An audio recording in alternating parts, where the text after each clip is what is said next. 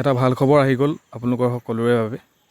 ৰাজ্যত পুনৰ মুকলি কৰা হ'ল 40,697টা পদ। কোন কোন বিভাগত খালী হৈছে পদ এইকেইটা আপোনালোকে চাই লওক এবাৰ।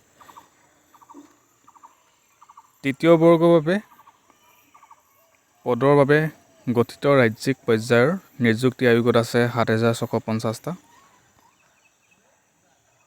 তাৰপিছত নেক্সট আছে চতুৰ্থ বৰ্গৰ পদৰ বাবে গঠিত ৰাজ্যিক পৰ্যায়ৰ নিযুক্তি আয়োগত আছে 5,000টা।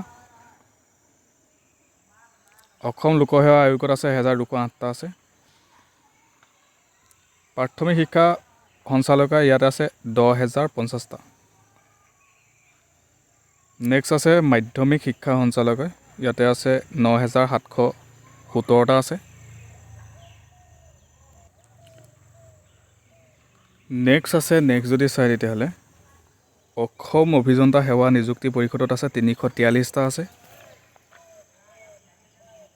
চিকিৎসা বিজ্ঞান আৰু স্বাস্থ্য নিযুক্তি পৰিষদত আছে 490টা আৰু ৰাজ্যিক পৰ্যায়ৰ আৰক্ষী নিযুক্তি পৰিষদত 6,239টা আছে। টোটেল আছে 40,697টা পোষ্ট।